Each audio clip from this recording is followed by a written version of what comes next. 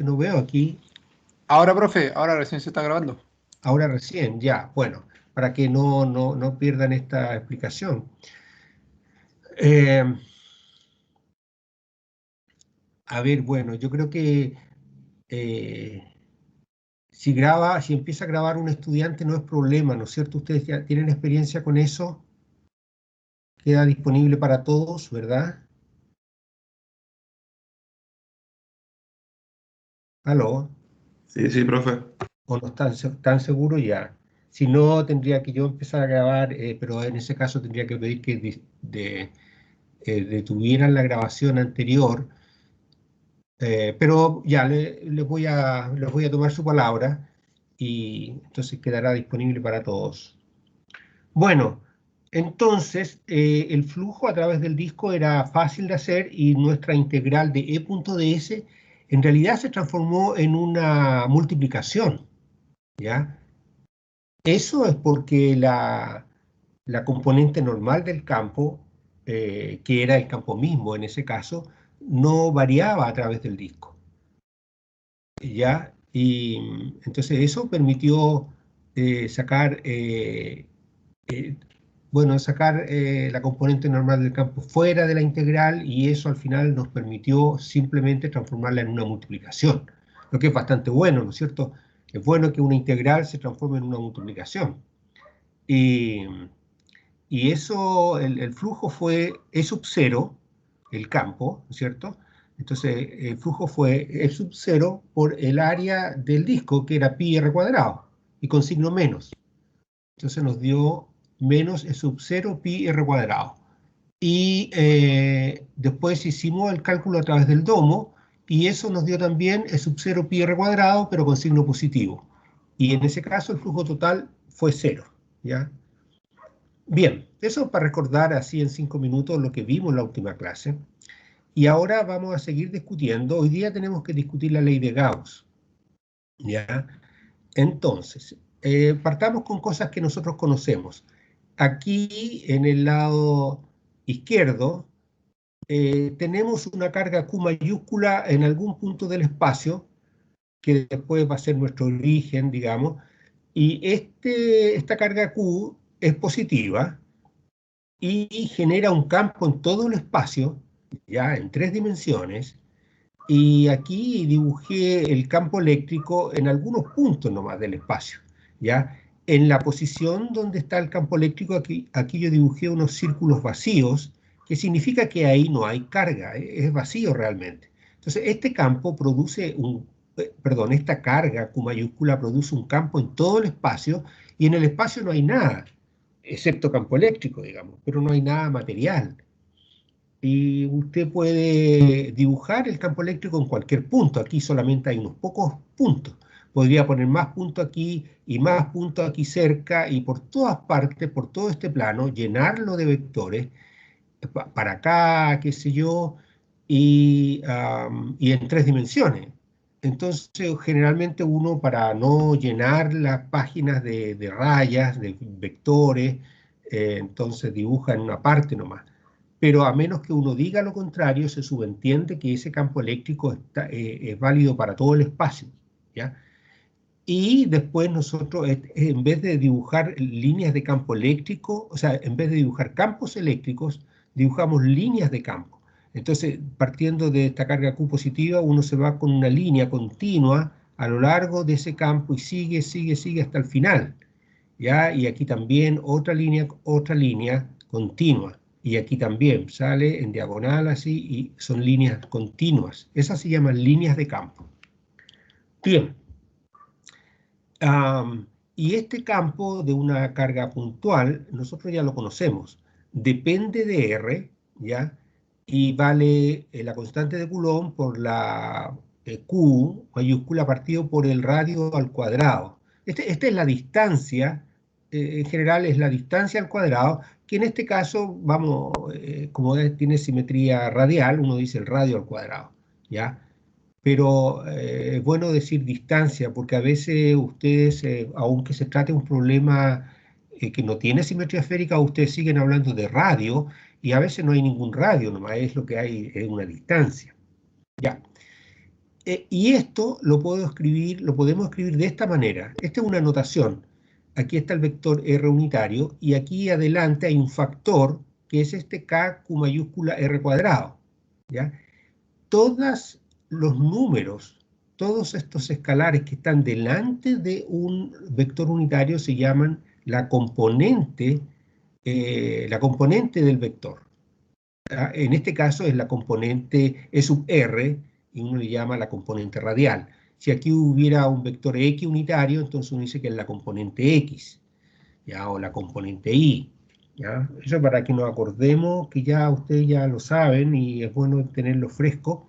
¿Ya? Y en este caso, esta componente no es un número. Por ejemplo, si uno tiene un vector que tiene 3x unitario más 4y unitario, ¿cierto? Esos 3 y esos 4 son constantes, pero en algunos problemas, en vez de ser constante, esas componentes en X y en Y podrían ser variables también. Este es un caso en que la componente radial no es una constante, sino que es una función que depende del radio. Es esta que está aquí. ¿Ya? Muy bien. Entonces, lo que queremos hacer ahora es imaginarnos un paralelepípedo. Esta es una caja, esta caja morada que está aquí. La quise poner un poquitito con rayas punteadas para indicar que es una superficie imaginaria, ya es una superficie matemática. Se me fue a mi mente por un minuto y me estaba acordando del poema, del antipoema, ¿no? De Nicanor Parra. O sea, no sé si lo conocen, El hombre imaginario. Entonces, como dije, una superficie imaginaria. A propósito, Nicanor Parra era profesor de física también, ¿eh? Claro que yo no tengo nada de poeta, pero tengo que mencionarlo. Bien, entonces, bueno, a lo mejor tengo algo de poeta, ¿no es cierto? Todos tenemos algo de poeta de repente. Eh, bueno, a ver, entonces, pregunta. Aquí tenemos la carga Q mayúscula. ¿Hay flujo a través de este paralelepípedo? ¿Hay flujo eléctrico a través de ese paralelepípedo? De esa caja, digámoslo, sencillo. ¿Hay flujo eléctrico o no? Depende de la dirección o no.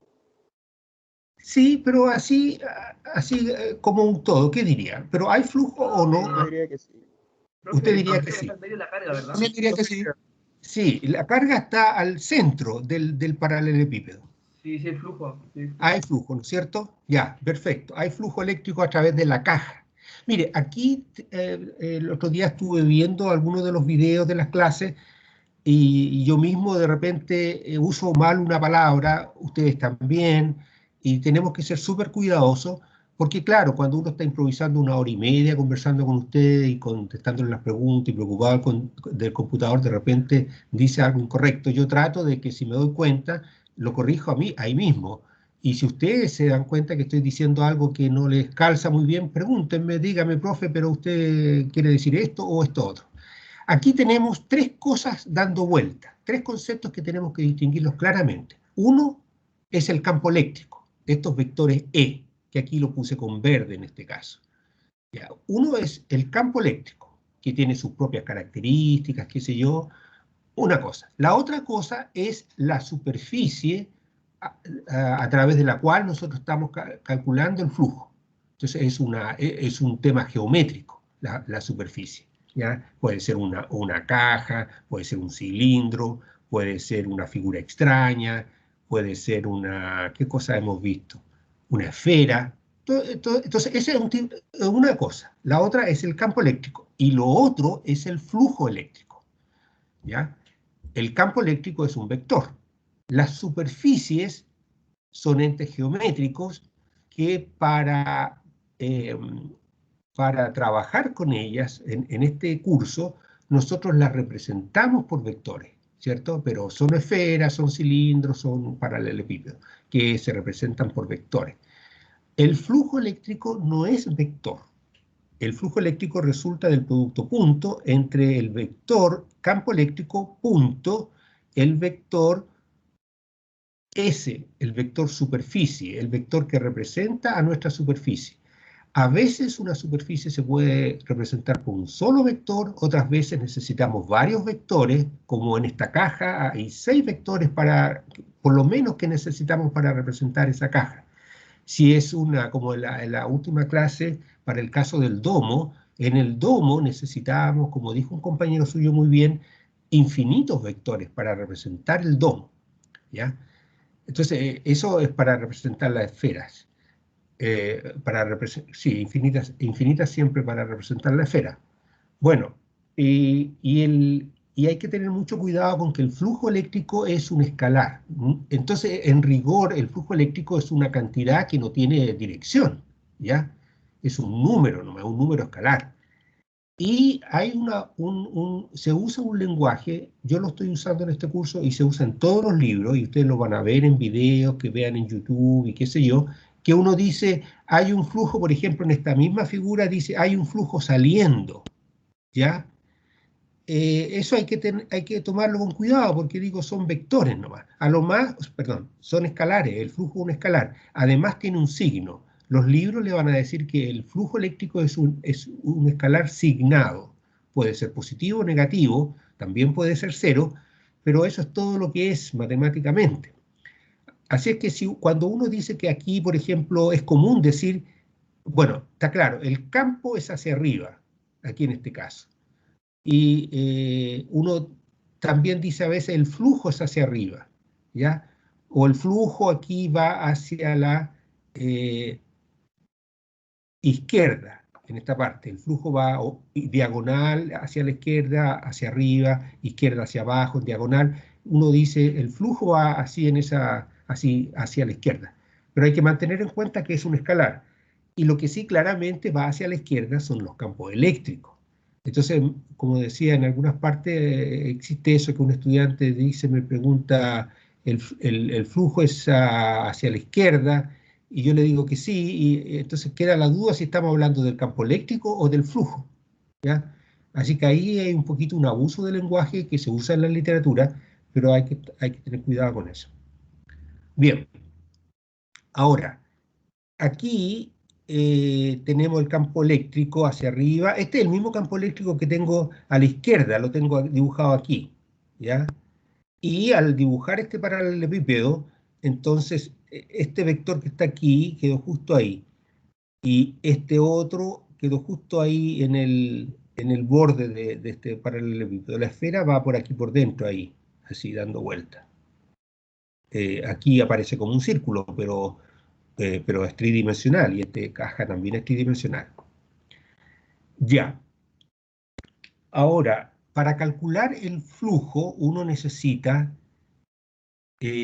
poner atención a cómo el vector toca a la superficie, digamos, o en la superficie, cómo es el vector. Por ejemplo, en este punto que está aquí, si yo quiero calcular el flujo a través de esta parte de la caja, fíjense que el vector campo eléctrico va en diagonal, y este vector verde diagonal es la suma de este vector, que aquí lo quise poner con amarillo, pero no me resultó muy bien, de este vector que está vertical y este vector que está horizontal aquí. Esta es una componente del campo eléctrico y esta es otra componente del campo eléctrico. Usted podría trabajar o puede trabajar con estas dos componentes y olvidarse de la diagonal, porque la diagonal es equivalente a la suma de este más este, ¿ya? Ahora, esta parte morada que está aquí, a ver, ¿cuál de estas dos partes produce flujo o contribuye al flujo a través de la caja? O si quieren, bueno, o cuál no hace flujo, cuál no produce flujo. La que puse en amarillo, profe. La que puse en amarillo, exactamente. Y esta parte, este vector campo eléctrico, aquí está denotado como la componente paralela del campo eléctrico. ¿Paralela a qué? Paralela a esta cara, porque este punto está sobre esta cara vertical aquí. Entonces, este vector es paralelo a ese lado. O sea, usted tiene un lado de la caja aquí y esa parte del vector va así en esta dirección, no la cruza, produce flujo. Entonces, la única componente del campo eléctrico que produce flujo es esta componente que es perpendicular a este lado de la caja, ¿ya? Y porque ese la cruza. Y esa componente se llama la componente perpendicular a la caja, se entiende que a esta cara de la caja, o normal a esta cara de la caja. Esa sería el E sub n que está aquí, el E sub n. Entonces, este es el E normal, la componente normal, y esta es la componente paralela a la cara de la caja, ¿ya? Ahora, por ejemplo, aquí en este punto de la caja hay otro vector, siempre el campo eléctrico va radial, parte radial de la carga puntual con mayúscula, y aquí va así. Fíjense que aquí este vector salió más largo que esto que están acá. ¿Por qué salió más largo? ¿Por qué lo dibujé más largo aquí, este vector verde?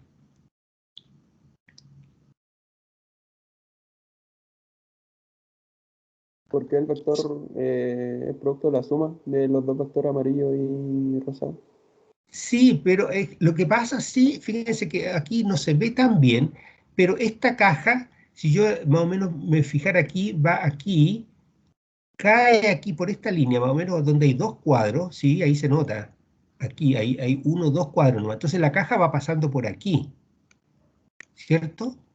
A lo mejor me voy a atrever aquí a ver si me sale, voy a dibujar la caja aquí, ahí, la caja yo la dibujé bajando por aquí, ahí, ahí y ahí. Me voy a subir ahí. Ahí puse la caja. Entonces, y en este punto estoy aquí dibujando el campo eléctrico. Y este punto que está aquí está más cerca que todos los otros, ¿no? Sí. Está más cerca de la carga Q. Como está más cerca, entonces el campo eléctrico es más intenso que cualquiera de estos otros que están dibujados aquí, que siempre están a la misma distancia. Entonces, por eso, viene por acá, afuera la esfera. Entonces está más cerca, es más largo, es más intenso el campo, ¿ya? Bueno, por eso esa es la razón de esa parte. Ahora, este campo, si uno quiere calcular el flujo a través de la caja en ese punto, bueno, este campo es la suma de esa componente normal a esa pared de la caja y más la suma de la componente paralela a esta cara de la caja. Esta componente paralela, esta no contribuye al flujo porque no la cruza, y lo único que contribuye es esta. Ahora, esta componente normal en este punto, tiene todo ese largo, es más larga que la componente normal en ese punto, ¿ya? Entonces, ¿cuál es el resultado de esta discusión? Porque esto lo que quiero hacer es solamente una discusión, no vamos a calcularlo, ¿ya?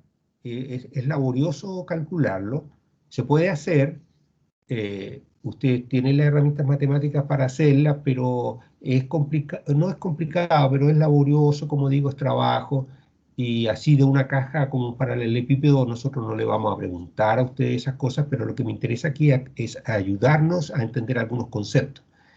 Si usted tuviera que calcular el flujo a través de esa caja, fíjense que es complejo porque sobre la caja el vector campo eléctrico va cambiando de ángulo, y como recién dijimos, la componente normal, que es la que interesa cuando uno quiere calcular el flujo, va cambiando de magnitud, esta componente normal.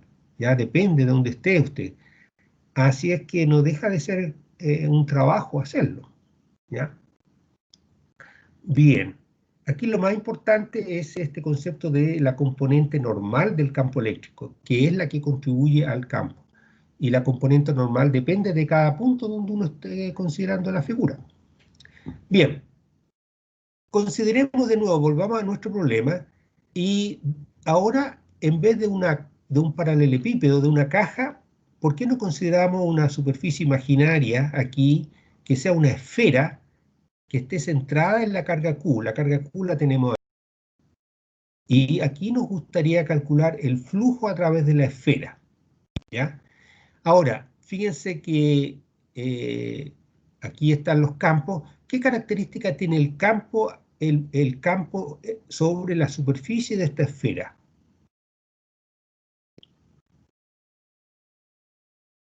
¿Qué pasa con el campo ahí?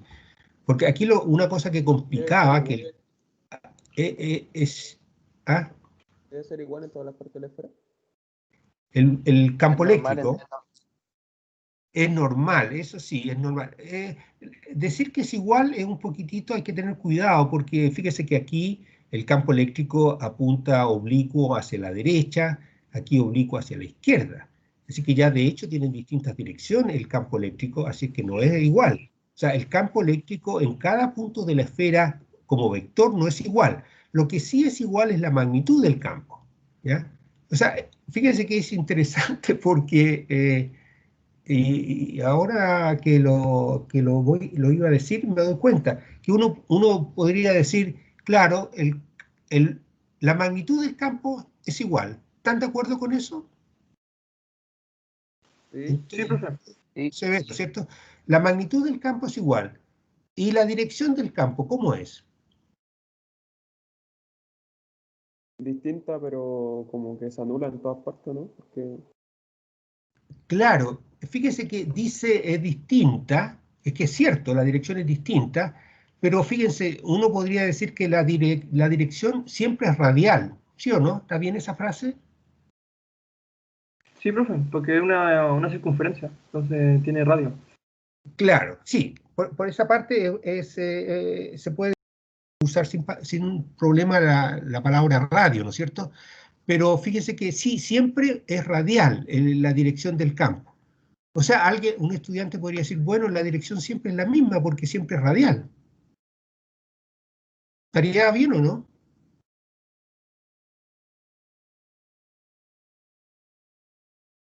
¿Qué les parece? Yo creo que, profe, que no, pues las direcciones son distintas, pero la magnitud, como dijo, es la misma, pues la magnitud. Sí, la magnitud es la misma, exactamente. Por ejemplo, 5 newton por coulomb, en todas partes 5 newton por coulomb. Pero ya que es radial, podría alguien decir, bueno, pero el profe está diciendo que todos tienen dirección radial. Entonces eso como que diera la impresión que es la misma, ¿no es cierto? Pero están dirigidos, apuntan en distintas direcciones en realidad. Así que son campos distintos, como decía, porque apuntan en distintas direcciones. Aunque el lenguaje puede confundir un poquito porque uno dice siempre estar en la dirección radial. Lo que pasa es que en coordenadas polares esféricas, la dirección radial es cualquier dirección. Esto es radial, esto también se dice que es radial. Si sale de la página hacia donde está usted, también es radial, ¿ya? Entonces, ese lo menciono porque, si usted se da cuenta, eh, todo lo que uno estamos conversando ahora es un tema de lenguaje. Y como decimos delante, uno dice el flujo va hacia arriba, qué sé yo, pero el flujo en realidad es un escalar. Entonces, hay toda una forma de decir las cosas a veces y está totalmente aceptado en la literatura, así se habla siempre y todo, pero si a uno no le explican qué es lo que qué es lo que significa y qué es lo que está pasando, uno se tiende a confundir. Y entonces tiene su propio lingo, digamos, como todas las profesiones, ¿no es cierto? En cada profesión las palabras que uno usa en la vida corriente no se usan de la misma forma en distintas profesiones.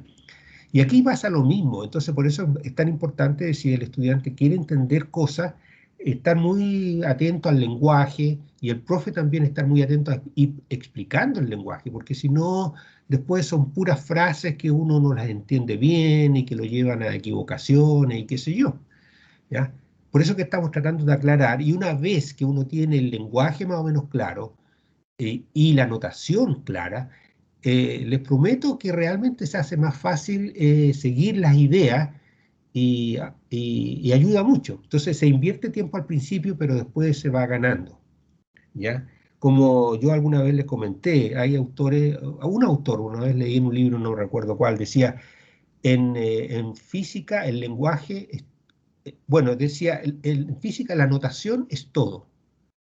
Y eso, por eso que nosotros les ponemos mucha atención a la notación, porque para nosotros todo este tipo de notación, si usted se olvida que aquí hay una flecha, más adelante usted se va a olvidar que es un vector, entonces va a hacer un cálculo considerándolo como escalar, cuando es vector. Si usted se olvida de colocar este punto, lo va a multiplicar como que fueran escalares y va a cometer errores. Entonces, la notación es todo, y esto es como en poesía, yo pienso así, ya que hablamos de poesía un poquitito, esto es como las palabras, porque si usted quiere hacer poesía, pero las palabras usted no las usa correctamente, no le va a salir muy bonita la poesía. Entonces hay que poner atención a eso. Bien, aquí, fíjense una cosita. Esto en coordenadas polares esféricas, esto es el vector R unitario, ¿cierto? Aquí apunta para allá, aquí apunta para acá, aquí puede salir hacia usted de la página. Siempre es R unitario. Contrario a cartesiano, ¿no es cierto? Porque el X unitario siempre lo ponemos hacia la derecha y no va a estar para otra parte. Pero en coordenadas polares esféricas pasa eso. Ahora, en este punto, en cada punto en realidad, en este punto de esta superficie imaginaria, en este punto hay, esta línea que está aquí es una línea radial. Y aquí la tangente aquí va así, ¿no es cierto? La tangente en ese punto va así. ¿Qué ángulo hace en la línea Perpendicular, tangencial? 90 grados. Claro, claro, esta línea tangencial es perpendicular a la línea radial, hacen 90 grados, como dice su compañero, ¿ya? Entonces, fíjense que aquí el vector E es exactamente perpendicular a la superficie de la esfera en este punto, ¿no? En ese punto sí. Claro, en este punto sí. Y acá en este punto, bueno, este otro vector es perpendicular a la superficie de la figura, pero en este punto, ¿sí? Ahí. Ya, entonces en cada punto el vector campo eléctrico es perpendicular a la superficie, en ese punto, ¿ya? Entonces, este campo eléctrico no tiene componente paralela a la superficie. ¿Se ve eso o no? La componente paralela no existe aquí, en esta geometría. Solamente existe componente normal. Y fíjese que el vector normal a la superficie, el n unitario que está aquí, perdón, lo dibujé más grande, está allá, está todo este largo de aquí hasta ahí, este el n unitario coincide exactamente con el r unitario. O sea, hablar de n unitario o r unitario es lo mismo aquí en esta geometría. Pero en la geometría de endenante, hablar de r unitario, el r unitario es siempre radial, pero el n aquí va horizontal. Entonces aquí el n unitario no coincide con el r unitario en esta geometría, para ese problema, digamos. Pero para este otro problema, el n unitario coincide con el r unitario. ¿Ya? Entonces lo puede dejar en términos de R nomás si va a hacer un cálculo. Bueno, fíjese que tiene esta relación, que el E sub n es lo mismo que E sub r. Así es que usted podría decir que lo deja todo en términos de r o en términos de n. ¿Ya? Aquí nosotros lo vamos a dejar en términos de n. Lo que importa en estos casos siempre es la componente normal del campo, porque esa contribuye al flujo. La componente paralela al campo, esa no contribuye al flujo, porque esa simplemente roza la superficie en esa parte y no la cruza. Entonces lo que es relevante es la componente normal a la superficie. Ya. Y la componente, entonces habíamos visto que la componente radial era KQ partido por R cuadrado, y ahora también podemos decir que esa es la componente normal del campo a la superficie en cada punto. Ya. Ahora, calculemos el flujo a través de esta esfera.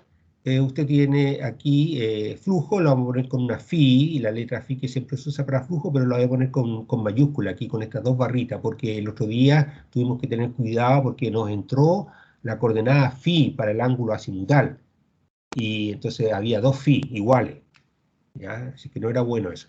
Entonces aquí vamos a calcular el flujo a través de toda la esfera.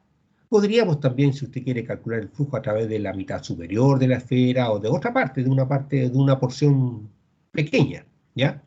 Ahora, el flujo a través de toda la esfera se simboliza por esta integral con ese circulito. Eso significa una superficie cerrada. En este caso, la esfera es una superficie cerrada. Estos dos símbolos se parecen un poco y si usted estuviera presencial y desarrollando los problemas tendría que tener mucho cuidado en distinguir estos dos símbolos. Bueno, es la integral cerrada del producto punto entre el vector campo eléctrico y el vector superficie. Aquí va a necesitar infinitos vectores superficie para hacer este cálculo. Ya, pero no se asusten. Fíjense, el ds, que es el vector que representa esta superficie que está ahí, que justamente el círculo, el puntero nos sirve, es como esa cosita, que es un casquete, pequeño casquete esférico, y más adelante les voy a mostrar una imagen de eso. Este ds se representa por un vector. A ver si la tengo ahí mismo para que nos hagamos al tiro una imagen de eso. Aquí. Quiero decir esto. Uno tiene una esfera y aquí tiene esa pequeña superficie, ¿ya? Y que es curva, ¿no es cierto? Eso se llama un casquete esférico. Y eso lo representa por un vector perpendicular a esa superficie. Eso sería para allá, ¿ya? Bien, entonces ahí tenemos el casquete y lo representamos por un vector ds. Y este vector ds, la magnitud de él es el área de este casquete, de este pequeño casquete que estoy mostrando, es el área y por la dirección normal a ella. Entonces este ds es el área, como es infinitesimal, es el dA multiplicado por el vector normal. Y aquí yo les doy a ustedes dos opciones para hacer este pequeño cálculo. Por este camino, por esta rama o por esta, igual llega a esta expresión. Esta de aquí es más matemática, ¿ya? Y esta de acá es un poquito más física.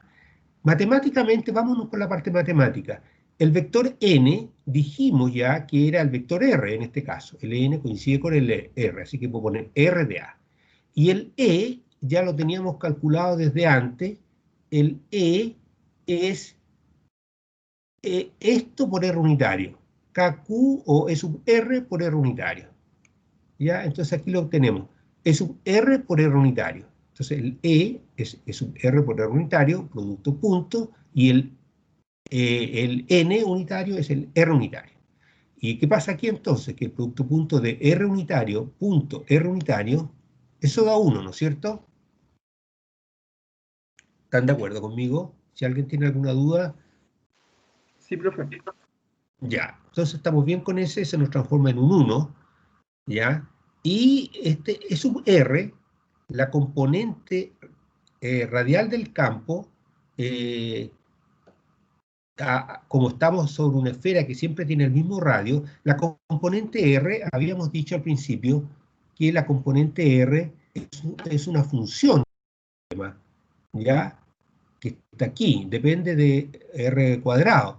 Pero como estamos en una esfera, este R minúscula se nos transforma en el radio de la esfera, que es constante en el caso de la esfera. Entonces, para el caso de la esfera, usted llega y lo saca para afuera. Así que puedo sacar el E sub R para afuera, ¿ya? Y si nos seguimos por aquí, por esta línea, y o el E sub R también podríamos llamarlo E sub N. Bueno, ya aquí lo metí adentro, debería tenerlo por fuera aquí, ¿no es cierto? Es E sub N. E sub N. Y el E sub N es lo mismo que E sub R. Así que es KQ partido por R cuadrado. Ya, dejémoslo ahí. E sub R lo sacamos, y la integral de dA, fíjese que ahí me faltó un circulito, ¿eh? Eso debería ser cerrado ahí, como esto. Ahí faltó. Ya, bien, aquí tenemos la componente radial, y aquí tenemos, ¿qué nos da? Estos son los elementos de superficie, aquí en esta partecita, en esta y en todas las partes. ¿Qué obtenemos cuando sumamos todos los elementos de área sobre esta superficie? ¿Qué obtenemos conceptualmente?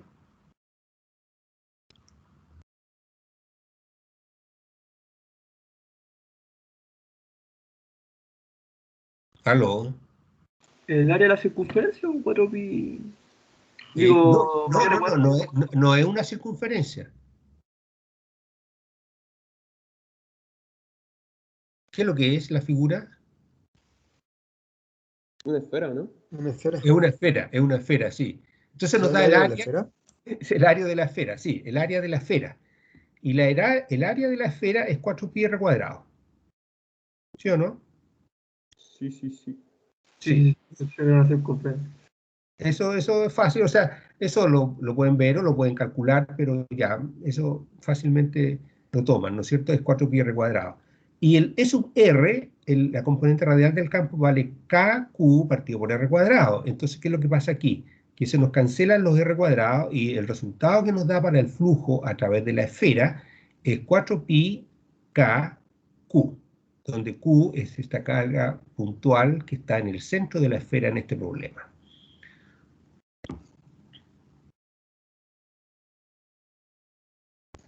¿Qué les parece? Entonces, aquí lo que hemos llegado, que aquí en esta parte del curso se usa otra constante, en vez de la constante de Coulomb, se usa la constante, esta relación, K es igual a 1 partido por 4pi epsilon 0, donde epsilon 0 es la constante eléctrica. Entonces, usando eso, llegamos a que el flujo eléctrico a través de toda la esfera es Q partido por epsilon 0.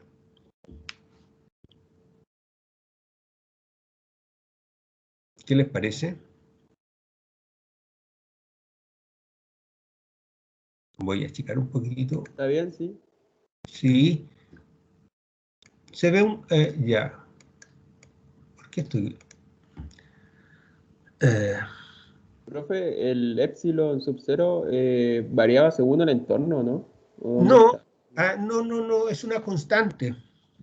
No, es que el epsilon 0 era... Antes se llamaba la constante dieléctrica del vacío y ahora se llama la constante eléctrica, pero es una constante porque el K, que es la constante de Coulomb, que es un número que tiene muchos decimales, digamos, pero que nosotros la aproximamos como 9 por 10 elevado a 9.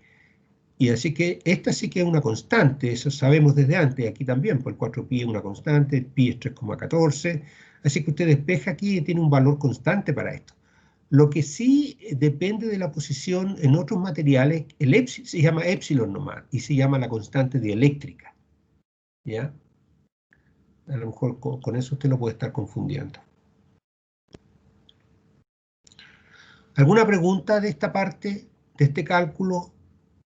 Ahí está todo el cálculo de la esfera. O sea, del flujo a través de la esfera. Un segundito, voy a tomar un poco de agua.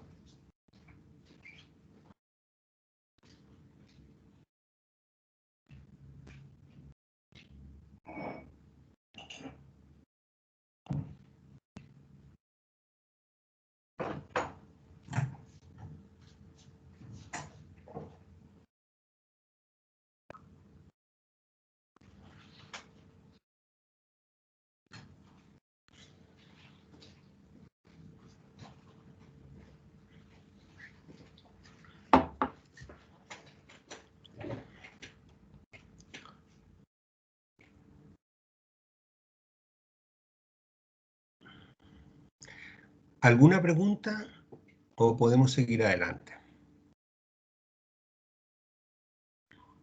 Profesor, Sí, entonces diga. el epsilon sub 0 sería 1 partido en 4pi por 9 por 10 elevado a 9. El epsilon 0, claro, exactamente, porque pasa ¿qué pasa con esto? Si pasa el epsilon 0 para allá y el k para abajo, le queda claro. Epsilon 0 sería 1 partido por 4pi por 9 por 10 elevado a 9. Eso sería el valor de epsilon 0. Y tendría las unidades inversas de las unidades de la constante de Coulomb. Pero no se preocupe mucho por el epsilon 0 en este curso, nosotros se los damos en las pruebas, qué sé yo, se los recordamos, la relación esa no es el propósito, esa parte, digamos. Ya, yo creo que deberíamos seguir adelante porque viendo otros ejemplos, se nos pueden aclarar algunas cosas, qué sé yo, pueden surgir más dudas. A veces uno ve esto y algunas partes no la entiende bien y se asusta, pero hay que tener confianza, seguir adelante y después podemos volver a esto y qué sé yo. A ver, se me ocurre plantearle un problema. Fíjense que el flujo a través de... tenemos la carga Q mayúscula que es al centro. Digamos, bueno, este sería R igual a 0 aquí, este es el origen. Y esta es, como dije, una superficie imaginaria que es una esfera. Está en 3 dimensiones todo esto. Ya. Y el flujo eléctrico a través de esta esfera es positivo, ¿no es cierto? Porque las líneas de campo van saliendo aquí. Aquí dibujamos estos 4 campos eléctricos, pero podríamos haber dibujado líneas de campo que partieran desde la carga positiva, yendo radialmente hacia afuera en forma continua, alejándose, esta otra alejándose para arriba. Podríamos tratar otra diagonal aquí entre medio, alejándose infinitamente, qué sé yo, para allá, para todas partes como un puercoespina, ¿sí, no es cierto? Y aquí al frente líneas que vienen hacia usted, digamos. Bien, ahora, y hay flujo positivo a través de esa esfera. Si esta esfera, por ejemplo, si en vez de considerar esta esfera, consideráramos otra esfera también centrada en la carga, pero de radio el doble, que aquí más o menos lo quise señalar un poquitito, esta otra esfera, ¿hay flujo a través de esta otra esfera? Esa que va ahí. ¿Hay flujo o no? Sí, profe. Sí. ¿Qué signo tiene? Posi- eh, Positivo, ¿no? No, no negativo, negativo. Está No, saliendo. no, sí, positivo también. Porque también salen a través de esa esfera, ¿o no? La estoy dibujando aquí. Salen. También es positivo, pero ¿es mayor o menor que el flujo a través de la esfera que está más al interior? Igual. Iba a decir mayor. ¿Por qué dice que es igual? Porque en la fórmula se termina descartando la R. Ah, La exacto. deja a un segundo plano. Sí, esa es buen enfoque que usted hace. Para hacer como ya obtuvimos un resultado, entonces es bueno respetar ese resultado y venirse a él. Y uno, ¿qué es lo que observa? Dice, bueno, el flujo a través de la esfera eh, sale que no depende del radio, depende de Q nomás. Así es que si calcula con otro radio, no se va a reflejar aquí en esta fórmula matemática, en este resultado matemático. Así es que efectivamente el flujo va a ser el mismo. Ahora, ¿cómo uno lo puede ver físicamente o cómo lo ve usualmente o cómo se explica en los libros? Es que si por esta esfera pequeña pasan tantas líneas de campo, bueno, si pasan cualquier número de líneas de campo por esta, si pasan 70, usted dibujó 70 líneas, por allá van a pasar las mismas 70, ¿o no? Aquí en este caso dibujamos 4, entonces estas 4 líneas, o sea, si dibujamos estas 4, esta 1, 2, ya esas 3, cualquier línea pasa por ahí, por esta esfera y también pasa por la otra. Y eso también le indica que el flujo es el mismo a través de estas 2 esferas. Entonces, si el flujo es el mismo a través de las 2 esferas, si uno considerara la mitad de la esfera, por ejemplo, la esfera, esta parte, la mitad superior de la esfera, ahí hay cierto flujo, que es la mitad del flujo total, ¿no es cierto? Por simetría, aquí el flujo es el mismo en la parte superior que en la parte inferior. Entonces, aquí habría cierto flujo, que es la mitad del total. Entonces, aquí afuera también habría cierto flujo, que también coincide con la mitad de esta otra. ¿Ya? O sea, que si uno quisiera decir, ya aquí, por ejemplo, vamos a considerar este pedacito de aquí nomás, ahí. Entonces, por acá, si usted tira las líneas de campo aquí, diagonal aquí y acá, por esa partecita va a ser un poquito más grande la proyección, ¿no es cierto? Entonces va a ser el mismo flujo en esta parte que en esta. O aquí si quiere usando estos dos vectores unitarios, si usted parte de aquí hasta aquí, el flujo a través de esa porción de la esfera es el mismo que a través de ahí hasta aquí, de toda esta parte. ¿Se ve eso o no?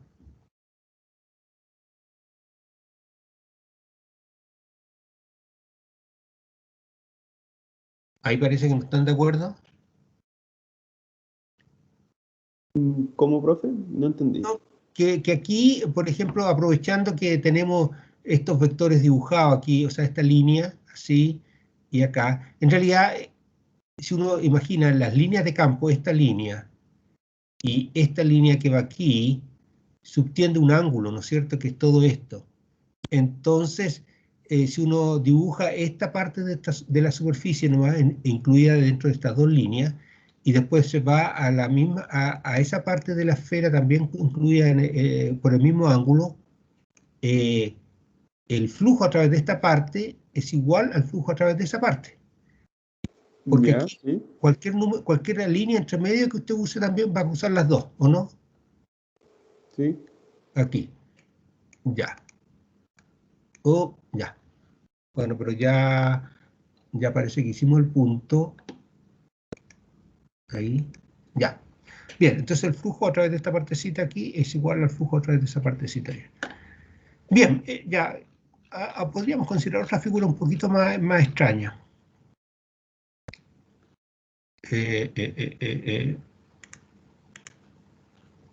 Esa figura. Parece un pescado, ¿no?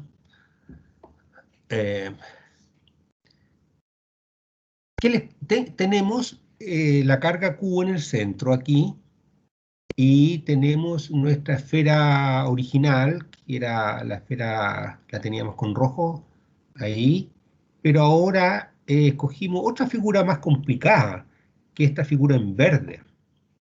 Si fuera un globo, usted como que le pegó un puñete aquí al globo en esta parte y se le deformó aquí esto otro. Puede ser, a veces uno lo aprieta un globo en una parte un poquitito y por otra parte crece bastante más, digamos, porque la goma a lo mejor es un poco más débil en esa otra parte. ¿Cierto? Puede ser. Pregunta, volviendo al problema eléctrico, aquí tiene la carga Q en el origen. ¿Cómo será el flujo a través de la superficie roja, de la esfera roja, y a través de esta esfera, pero con estas dos cototos o protuberancias verde? ¿Cómo será el flujo comparado entre esas dos figuras? La misma. Iguales. Iguales, ¿cómo lo ven tan rápido? Porque la fórmula ahí sale Q encerrada partido en epsilon cero. Ahí, por la ley de Gauss. Pucha, ya, pero la puso muy arriba. Eso era el resultado final, pero quería que lo discutiéramos. Es que aquí lo que pasa es que esta barrita de trabajo me tapa, ¿se da cuenta? ¿Le aparece esta barra de trabajo a usted aquí abajo, la barra negra? Sí, Aló. pero cuando deja quieto el mouse se desaparece. Sí, pero ahí sí, se desaparece después de unos segundos. A ver, ahí se va a desaparecer. Sí, no se desaparece nunca. Ahí, ya, recién. Ya, ahí no ve el resultado. A ver, ya usted vio el resultado, pero ¿cómo podríamos ver que son iguales? Porque la figura verde tiene bastante más superficie, ¿no?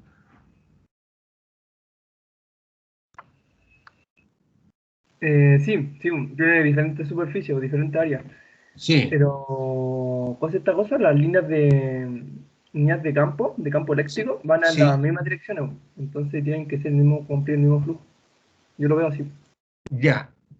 pero mire, por ejemplo, hagamos un análisis como así por sección. Por ejemplo, desde este punto, si me doy giro en el sentido horario, hasta, hasta aquí, las dos superficies son iguales, ¿no es cierto? Desde este punto hasta este punto, viniéndome por aquí, son iguales las dos superficies, así que el flujo es igual.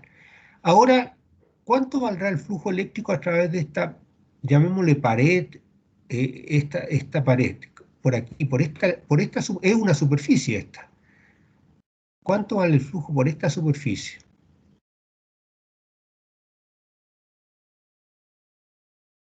El flujo eléctrico. ¿Esta superficie qué característica tiene? ¿Se alcanza? ¿Es paralela al campo? Es paralela, es radial, ¿no es cierto? Está en la misma dirección que el radio, ¿sí? Viene así. Y por lo tanto tiene la misma dirección que el campo, porque el campo es radial. Así que las líneas de campo, una línea de campo parte de Q de aquí, se viene por esta y, y pasa por esta línea, pero la cruza o no. No. No, no la cruza. Entonces, el campo eléctrico que está aquí en todas estas partes no produce flujo, no cruza esta pared, es una pared, ¿no es cierto? Así que no hay flujo a través de esta línea verde. Ahora, esta otra pared también es radial, así es que en la línea de campo también hay campo eléctrico en cada punto de esta superficie, pero el campo es paralela a la superficie, no lo cruza. Así que el flujo el flujo eléctrico a través de esta superficie es cero. Así que a través de esta pared y de esta pared son cero el flujo. Pero ahora, ¿cómo será el flujo eléctrico a través de este casquete que está aquí y de este casquete que estaría acá? ¿Cómo sería en el flujo?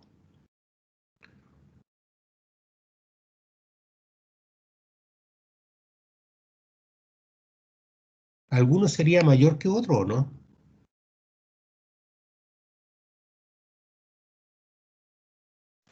No, son iguales, profe. Son iguales. ¿Y cómo puede uno mostrar que son iguales? Porque fíjese que aquí el área de esta, aquí hay un casquete, ¿no es cierto? Como una tapita aquí. Esta es más grande que esta. Yo lo veo como un caudal, así como, si lo veo como usted dijo, como agua. Si, por ejemplo, en la Claro, vertida agua, de adentro, la naranja, entra cierta cantidad de agua y está en sí, dirección hacia abajo, la verde va a salir la misma cantidad de agua. sí, Yo lo veo. es cierto. Claro, no, sí, esa es la física. Ve que es una cosa, fíjese que no sé si a ustedes les ha estado pasando con esta unidad, digamos, de flujo, que la física no es tan difícil entenderla, ¿no es cierto? O sea, uno dice ya, por ejemplo, aquí usted tiene algo que tira por ejemplo, como, no sé, como una, una esferita pequeña con harto agujero y que lanza agua como una regadora así y tira agua en todas estas direcciones radiales. Entonces uno dice, bueno, el agua que pasa, que cruza esta superficie es la misma que cruza esta otra, así que el flujo es el mismo, que está bien. Ahora, otra cosa es cómo ponerlo matemáticamente. Y eso siempre es un desafío y es una cosa que nosotros, ustedes se dan cuenta, que desde la primera clase estamos entrenando eso. Porque en general, plantear problemas físicos a veces en palabras, ¿no? Y también cuando uno lo explica, el estudiante dice, sí, lo entiendo bien. El tema es cómo formularlo matemáticamente.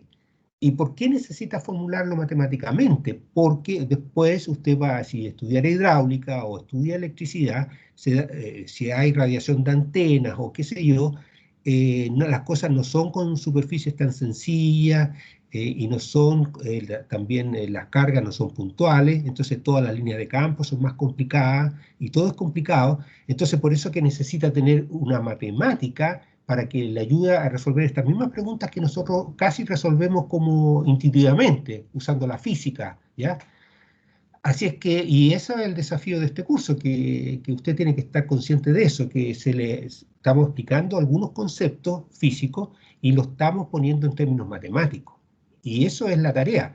Por eso que construimos las integrales, explicamos el lenguaje aquí de integrales vectoriales, integrales de superficie y todo eso, porque se necesita. Fíjese que en otra rama de la física, si usted estudia física nuclear, esto podría ser una pastilla radioactiva. Entonces esto podría emitir rayos beta y emitir partículas radioactivas y que van saliendo y van cruzando cada una de estas superficies. Entonces el flujo de partículas radioactivas es la misma a través de este casquete que de este otro. ¿Por qué? Porque una partícula que cruza por aquí va a cruzar por acá. ¿Ya? Ahora, ¿cómo uno puede argumentarlo matemáticamente? Uno dice, bueno, esta área a mí me parece que creció. En realidad, por ejemplo, esta esfera tenía radio R, ahí está, y esta la dibujamos a una posición 2R. Entonces, esta casquete tiene un área mayor que este. ¿Cuántas veces mayor tiene?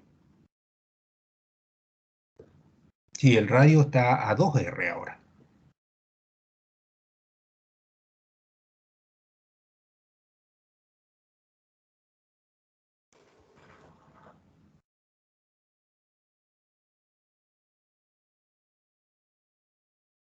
¿Aló? Sí, a ver, para ayudarlo un poquitito aquí en nuestro problema. Aquí esta esfera chica tenía una superficie cualquiera, tantos metros cuadrados, el área. Y si vamos al doble de radio, esta es más grande, tiene más área. Si aquí tenía 100 metros cuadrados de área, si incrementa el doble, ¿cuánto tiene el área de esta otra entonces? O digamos, si empezó en 5. Ahora, ¿cuánto tiene? 5 metros cuadrados. Esta, ¿cuántos metros cuadrados tiene de área?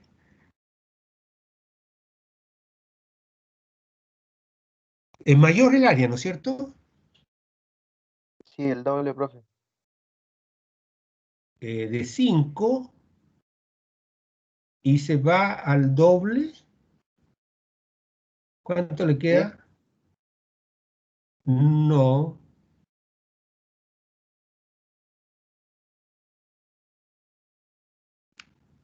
no es 10. Si usted tiene una pelota de fútbol de radio 10 centímetros, tiene cierta área, y después la dobla a 20 centímetros, tiene más área. ¿Cuánta área? ¿Es 4 veces, profe? Es 4 veces. Si el radio se fue al doble, ¿no es cierto? Porque esto es lo que hicimos aquí, el radio al doble. ¿Por qué? ¿Por qué 4 veces? Porque el área va con esta fórmula, es 4pi r cuadrado, va al cuadrado. Entonces, si usted el r lo incrementa al doble, entonces el área va a crecer, como crece al cuadrado, le queda un 2 al cuadrado, que es 4. Si usted esta área le incrementa 3 veces aquí, ahora esta esfera, ¿cuántas veces más grande es el área? Oh, no me dio ahora. Esta esfera de 3 veces el radio. El área, ¿cuánto mide ahora? Si el radio lo lleva a 3.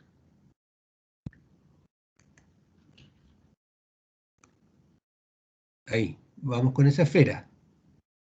Con respecto al original, ¿cuántas veces más grande es el área de esta esfera? ¿Sería 6 veces? No, porque va al cuadrado. Entonces, como el R usted lo reemplaza por 3R, ¿cuánto le queda entonces?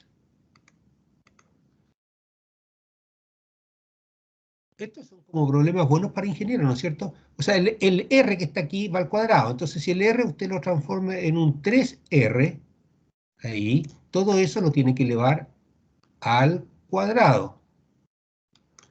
¿Y cuánto le queda entonces? ¿Cuánto le crece? 9 veces. 9 veces. 9 veces. Yo le estoy repasando esto porque en las pruebas, y ahora sobre todo que las pruebas van con alternativas, esas tipo de cosas pueden aparecer y las alternativas son, aumenta 6 veces, aumenta 9 veces, qué sé yo. Y son cosas sencillas, pero si uno no lo ve ahí o no se acuerda que la área de algo crece con R cuadrado, le va a salir malo.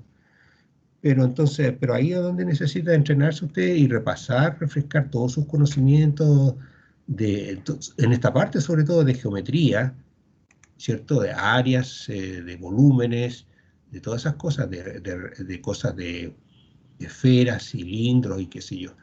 Bueno, ya, entonces, aquí también, ya se nos va haciendo, no, nos queda todavía un poco de tiempo.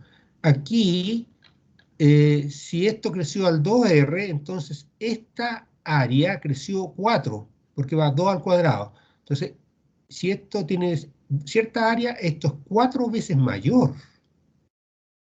¿Y cómo el flujo va a ser el mismo entonces? ¿Cómo el flujo a través de esto va a ser lo mismo que esto si esta área de aquí es 4 veces mayor que esta?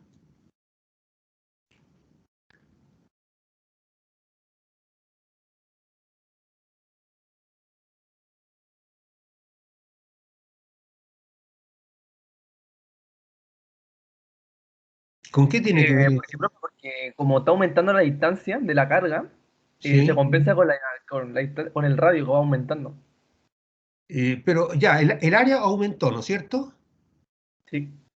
Entonces, otra cosa tiene que disminuir para que se compense. ¿Qué es lo que disminuye? Aumentó la distancia igual, pues la distancia que te da de la carga igual. Sí, Pero aumentó a ver, pero que mire, el flujo tiene que ver con con el campo y con el vector superficie, y este vector superficie tiene que ver con el área, ¿cierto? Y por la dirección también. Pero la dirección en este problema no está entrando en la discusión en este momento, lo tenemos como dominado ya. Entonces aquí vamos a tener un producto del campo por el área. Esta partecita está creciendo 4 veces. Y para que se mantenga el producto igual, ¿qué es lo que tendría que suceder con el campo? disminuir. ¿Cuánto? El inverso de la fórmula, pues como KQR cuadrado, y como aumenta el R, estaba Sí, disminuyendo la intensidad del campo. claro. Entonces, si este crece en 4, este disminuye en 4. Sí. Eso pasa. Entonces, justamente, sí, el tema es ¿por qué pasa todo eso? Porque aquí se ve en esta fórmula. A ver, esto lo puedo, ahí lo voy a ahorrar, esto para limpiar. Lo que pasa, me salió todo separado esto. Ya, aquí en esta fórmula, el campo decrece como R cuadrado. Cuando usted va hacia afuera, decrece como R cuadrado y esto aumenta en R cuadrado. Y se le cancelan esos dos comportamientos y desaparece el R, la dependencia en R. Entonces, bien, si esto creció en 4 veces el área, entonces, pero el campo eléctrico disminuyó a un cuarto y por eso que el flujo se le mantiene constante. Bien, así es que aquí tenemos un ejemplo en que el flujo a través de este globo rojo perfecto es igual al flujo a través de esta figura verde. Aquí era el mismo argumento, ¿no es cierto? Por las paredes el flujo es cero y en esta cara roja, en esta parte roja, el flujo es más grande que acá. El flujo es igual, ¿no es cierto? Lo que pasa, esta área es mayor que esta pero aquí el campo eléctrico es menor que este y uno aumenta en ciertas fracciones y el otro disminuye en la misma fracción.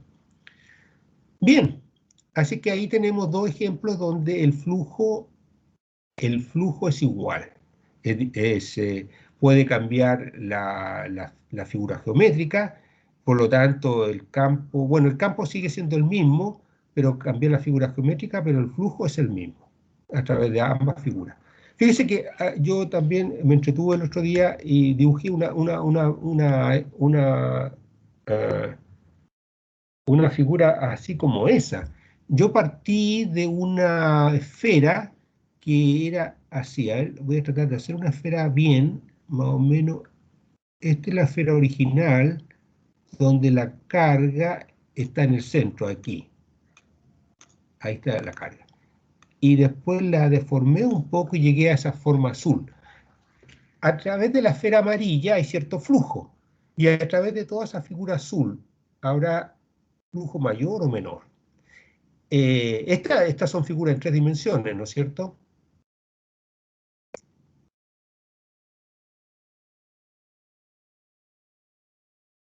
Disculpe, profe, ¿puede repetir la pregunta?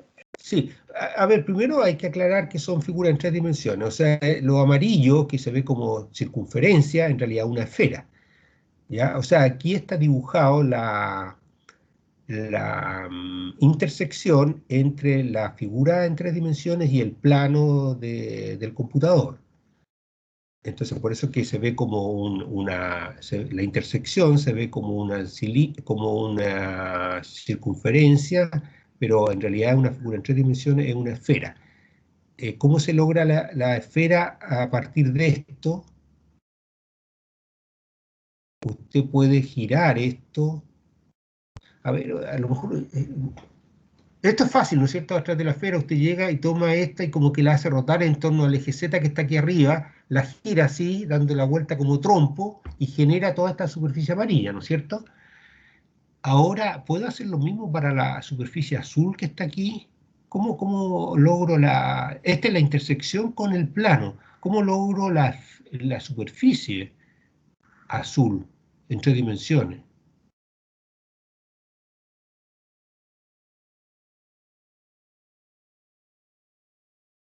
Ah, ¿cómo se la imaginan en 3 dimensiones la superficie azul? Como Como una una esfera, escalera pero no caracol. tiene piso. ¿Ah? Pues, primero, la esfera azul la hice trazando rayos, o sea, radios, y estas paredes son a lo largo del radio, y estos son arcos de circunferencia a distintos radios, pero está todo pensado en 3 dimensiones. Antes de figurarse cómo se ve tridimensionalmente, ¿cómo será el flujo a través de esa figura azul?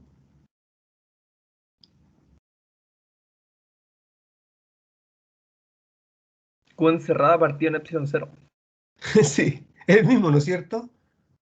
Es el mismo. O sea, sale un poquito más laborioso hacerlo, pero el mismo argumento de antes, igual nosotros podríamos verlo geométricamente, porque por las paredes cero y por esa parte curva, que en realidad es un pedazo de un casquete esférico, igual que por esta partecita aquí. Aquí y ahí tienen el mismo flujo. Y por ejemplo, aquí, que es más grandecito, ahí y aquí también tienen el mismo flujo por eso, y por esta pared es cero. Así que por la figura azul, el flujo igual que por la esfera amarilla. Bueno, ya, después seguimos pensando cómo hacemos la figura en 3 dimensiones azul, porque esa es una representación nomás de la superficie. Entonces, para amarrar esta discusión que tenemos, el teorema de Gauss es ese que está aquí, el resultado que lo puse en términos matemáticos. La integral cerrada de E.ds siempre da la carga que esté dentro de la figura partido por epsilon 0. Ese es el resultado de Gauss. Ahora, ese resultado que nosotros lo vamos a usar no es nada de trivial. A Gauss le tomó bastante tiempo demostrarlo, ¿ya? Entonces, nosotros lo aprendemos en una clase y lo vamos a usar, ¿ya?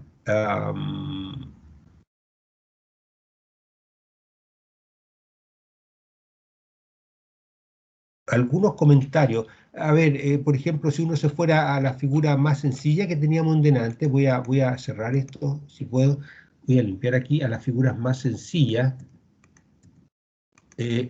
a la esfera nomás. Porque aquí en la esfera, ¿qué tenemos? Tenemos la carga aquí en el centro, ¿no es cierto? Y ya sabemos que esta es el flujo a través de ella. Y se ve como intuitivamente que todo es fácil. Pero si usted la carga, en vez de tenerla al centro, llega y la colocara aquí, cerquita de la esta, aquí, en esa parte ahí, una carga. Eh, ahí sería más difícil calcular el flujo, ¿no? Porque por aquí el flujo a través de la misma esfera, corriendo en vez de moviéndola desde el centro hacia una esquina. Porque aquí, en esta parte de la esfera, el flujo es bien intenso. O sea, el campo eléctrico es bien intenso, aquí. El campo eléctrico por acá, como está más lejos de la carga, es más débil. Entonces, calcular el flujo sale más complejo. ¿Están de acuerdo conmigo o no? Mi profe. Sí. Pero, eh, por este resultado lo logramos matemáticamente para cuando estaba en el centro. Pero ahora estamos argumentando, no estamos demostrando ya, porque este es como un argumento, nomás estamos dando un ejemplo y estamos infiriendo algo bastante más general. Yo le estoy dando esto como ya un resultado, que el flujo en realidad siempre es Q encerrado partido por epsilon 0, ¿ya? Y un ejemplo sería esto, que si usted se viera con esta esfera y la carga estuviera así más tirada a un lado, el flujo sigue siendo este mismo. Eso ya calcularlo sería más difícil. En este momento le estamos dando un resultado, ¿ya? Y esto, por ejemplo, si usted llega, esto es válido para cualquier figura y para cualquier distribución de carga. Si usted tiene una carga, por ejemplo, ya, la carga puntual, de nuevo. ¿Por qué ahora no me toma esto? algo pasa con esto, a ver. Quiero usarlo para hacer raya, ahora no me resulta. Ahí, una carga aquí, ahí, esa forma. Y lo quiero encerrar por una figura que sea una figura, un corazón, que lo hemos usado en otra vez. Ahí. ¿Cuál es el flujo a través del corazón? ¡Oh, el corazón deformado, que me dio terrible! Tiene hasta un cototo aquí. ¿Cuál sería el flujo de esta carga a través del corazón?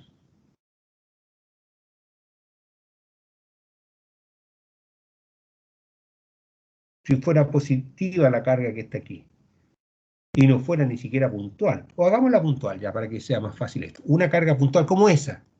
Esa carga puntual a través de esta figura que parece un corazón. ¿Cuál sería el flujo a través del corazón? El mismo que sacamos antes, ¿no? El Q dividido en epsilon. Claro. ¿Eso por qué? Porque vimos que daba lo mismo el radio, no dependía del radio. Ni Sí, pero eso lo vimos para un ejemplo nomás, ¿ya? O sea, eso lo calculamos para el ejemplo y todo, y aquí después vimos esta figura que es bastante más compleja, y aquí ya estamos diciendo, mire, si usted toma cualquier figura, se le va a cumplir esto que está aquí. ¿Ya? Correcto. Hay que seguir esa lógica, hay que mantener en mente esa lógica de nuestro argumento, porque estamos en una clase nomás que tenemos 90 minutos tenemos 90 minutos para trabajar y quiero aquí subrayar esta ley de Gauss. Entonces esto es como ya deberíamos nosotros hacer como 20 dibujos distintos y calcularlos en detalle y después decir, ok, vemos que se cumple para cualquiera. O sea, ya, este programa se me pone pesado realmente. Profe, una pregunta. Dígame. Ahí como las figuras son como se dice, huecas, como huecas. Sí. Pero ¿esto cambia cuando son macizas?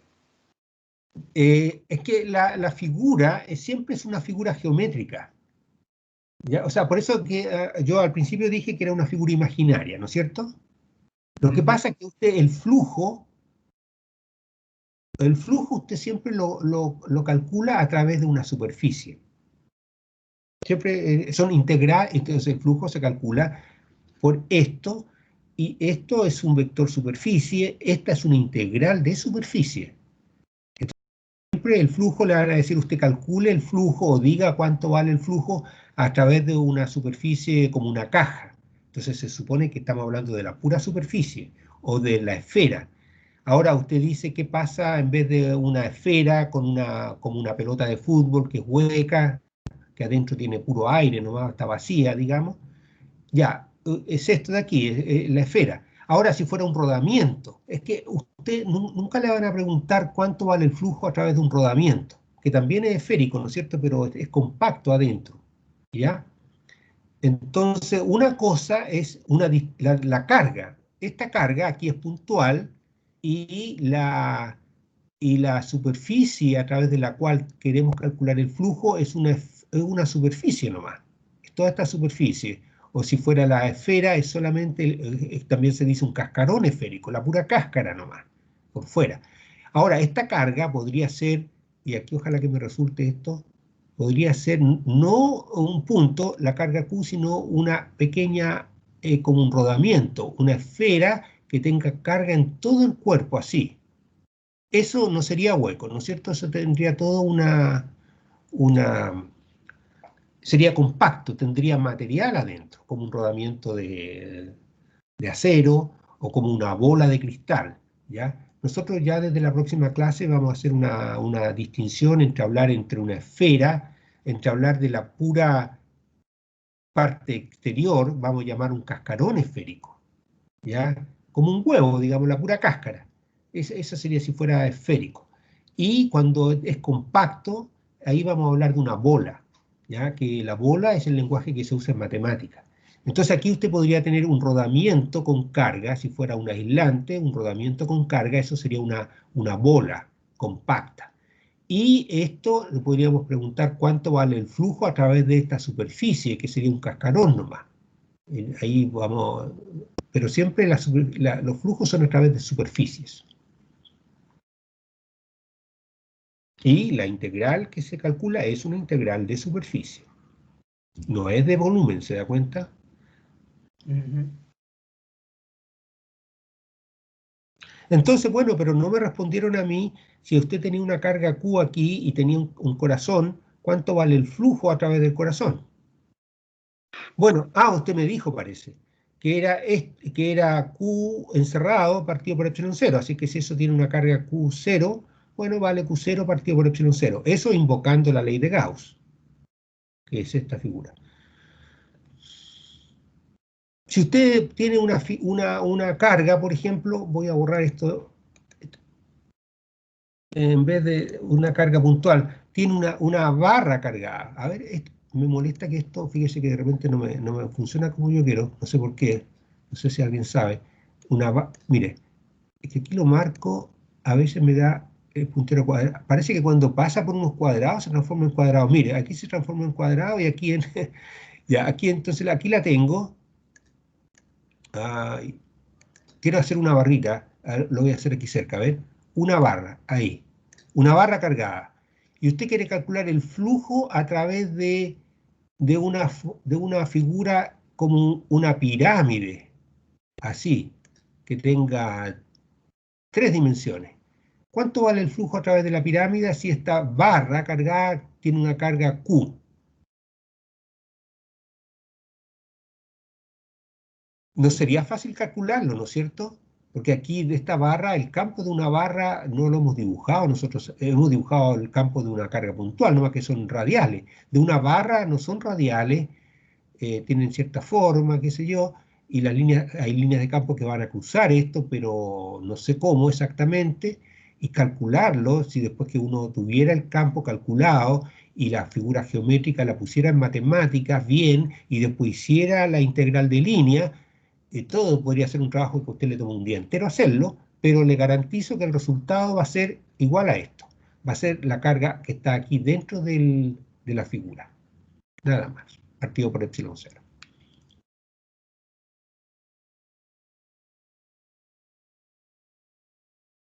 Así es que, por ejemplo, usted va a encontrar problemas en el libro, en el Serway y Jewitt.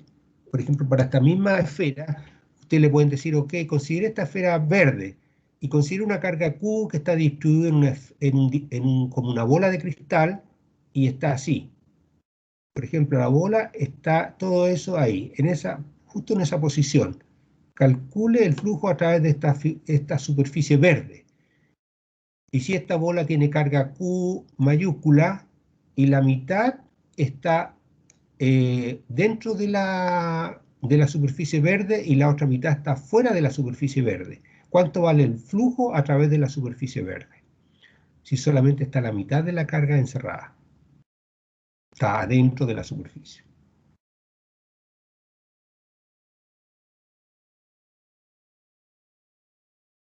Según el teorema de Gauss, ¿cuánto sería el flujo? Disculpe, profe, ¿cómo era la pregunta? No, que tenemos esta superficie verde, ¿no es cierto? Que es tridimensional. Y usted tiene una bola de cristal, ¿ya? Que tiene cierta carga Q mayúscula, que está ahí. Pero solamente la mitad de la carga está por dentro de la bola, o sea, perdón, la mitad de la carga, la carga está en la bola está amarilla. Y la mitad nomás está dentro de la superficie verde, la mitad, y la otra mitad quedó por afuera. Entonces, ¿cuánta carga quedó encerrada por la superficie verde o quedó adentro de la superficie verde? La mitad nomás, ¿no es cierto? Entonces, cuando usted haga el flujo a través de la superficie verde, usted tiene que hacer la integral de E.ds a través de la superficie verde. Pero el resultado le va a dar la carga que esté encerrada, partido por epsilon cero. Y en este caso, ¿cuánta carga hay encerrada? Solamente la mitad. La otra mitad está por fuera, así es que esa no contribuye al flujo.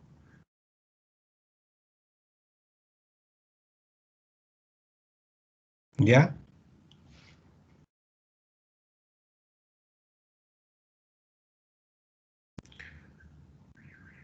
No quedaron muy convencidos, parece, ¿o no? No, es que no entiendo mucho, profe.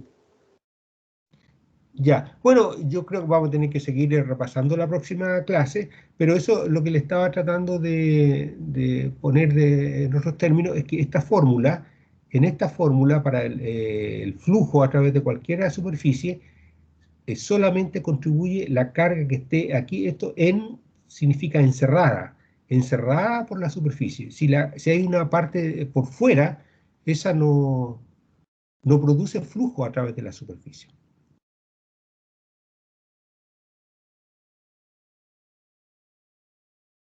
O sea, lo podríamos hacer un poquito más, a ver, si tengo un pedazo de papel aquí, puedo hacer de nuevo, por ejemplo, otro ejemplo. Tenemos una esfera de radio R perfecta. Ahí está nuestra superficie gaussiana. Y vamos a considerar una barra de aquí hasta aquí, toda esta barra, por ejemplo, ahí. Que esto tiene, por ejemplo, un tercio dentro de la superficie, ¿no es cierto? Este otro, sí, quedó un tercio adentro y 2/3 por fuera. La carga total de esta barra es Q. Esa es la carga total, Q.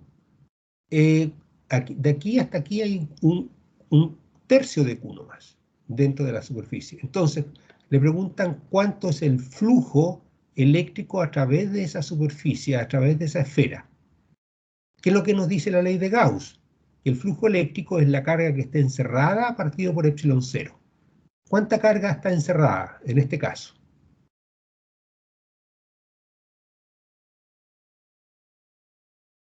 Q. ¿Cuánto? Un tercio. Un tercio de Q nomás. Entonces, el flujo, lo voy a escribir aquí, ¿cuánto va a ser el flujo? Con nuestra letra phi, va a ser Q tercios, un tercio de Q tercios, y está el epsilon 0 ahí. Eso es el flujo. Ahí. Porque entra la carga encerrada. Y esto que está aquí por fuera, toda esta parte, los 2/3 que están por fuera, esta parte no produce un flujo a través de esta esfera. ¿Alguien podría decir por qué no produce flujo esa parte que está por fuera? Primera pregunta, ¿esta parte que está por fuera produce campo eléctrico? ¿Sí o no? Si tiene carga, Sí, profe, campo eléctrico.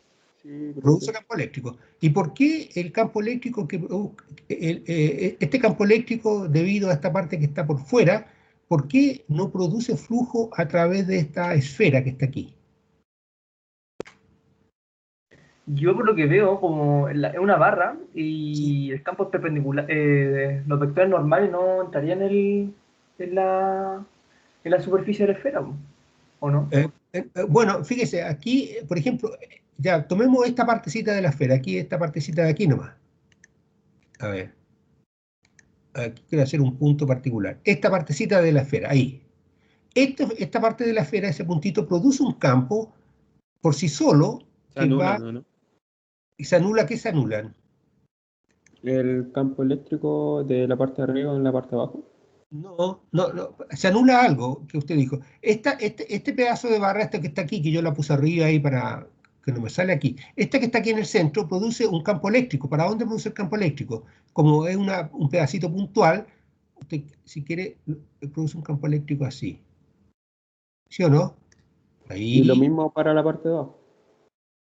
claro, ¿No? así. Aquí también produce así. Por eso se anulan. Ahí. Como son simétricos. Claro, lo que pasa es que, fíjese que esta línea produce un flujo aquí, ¿o no? Porque cruza aquí y también produce un flujo allá, ¿sí o no? Y se van a anular este flujo, se va a anular con ese flujo. Lo mismo le pasa a esta otra. Esta entra por aquí y sale por allá. O sea, aquí de esta barra van a haber una pila de líneas que entran por un lado y que salen por otro, ¿cierto? Entonces ahí uno puede ver que el flujo que produce la parte de afuera es 0. Pero lo que esté adentro estas siempre van a salir de la barra, ¿sí o no? Lo que está dentro de la barra, esas salen hacia afuera. Entonces, esta es la partecita nomás que produce flujo. La parte de adentro, la parte de afuera no produce flujo.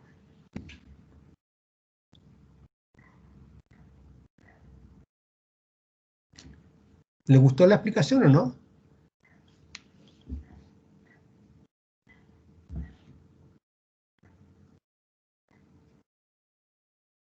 Sí, profe, ahí entendí. ¿Ahí se entendió?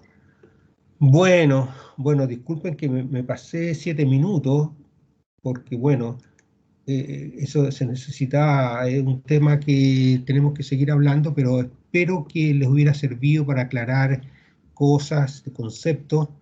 Ya sabemos la ley de Gauss, y desde la próxima clase, la ley de Gauss siempre es válida, ¿ya? Siempre que usted tenga una distribución de carga y quiera saber el flujo a través de una superficie cualquiera, de la forma que sea, usted lo único que tiene que fijarse es cuánta carga quedó encerrada por esa superficie, quedó dentro de la superficie. Y el flujo va a ser esa carga que está dentro, partido por epsilon cero. Eso es lo que le dice la ley de Gauss. Muy bien, jóvenes. Bueno, los tengo que liberar porque ustedes algunos deben tener clases en el bloque que viene. Yo de todas maneras les puedo responder algunas preguntas de esta materia si alguien quiere. Y a ver, ¿quién